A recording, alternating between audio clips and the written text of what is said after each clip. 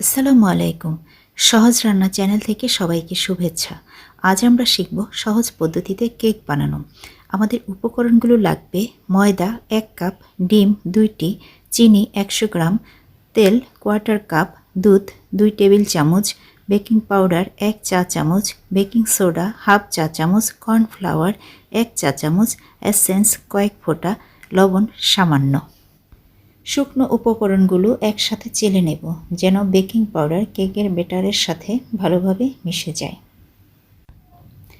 একটি এগ বিটারের সাহায্যে ডিমের কুসুমের সাথে চিনিগুলো 2 বা 3 বারে মেশাবো। একসাথে মেশাতে গেলে চিনিগুলো সহজে মিশবে না, দানাগুলো থেকে যাবে, অনেক সময় ধরে বিট করতে হবে। চিনির দানাগুলো মিশে গেলে ময়দা ও অন্যান্য শুকনো উপকরণ অল্প অল্প করে মেশাবো, সাথে 1/4 কাপ তেল দিয়ে দেব। অন্যদিকে আরেকটি বাটিতে রাখা ডিমের সাদা অংশ 2-3 মিনিট বিট করে ফোম করে নেব, এতে কেকটা খুব সফট হবে। ভ্যানিলা এসেন্স দিয়ে দিব, এটা যে কোনো পর্যায়ে দিতে পারেন, আমার ভুলে বাকি রয়ে গিয়েছিল। ভ্যানিলা এসেন্স দেওয়ার পর কেকের সম্পূর্ণ ব্যাটারটা ফোম করা ডিমের সাদা অংশের সাথে মিশিয়ে নেব। আগে থেকে রেডি করা ফোল্ডে সবটুকু ব্যাটার ঢেলে নেব।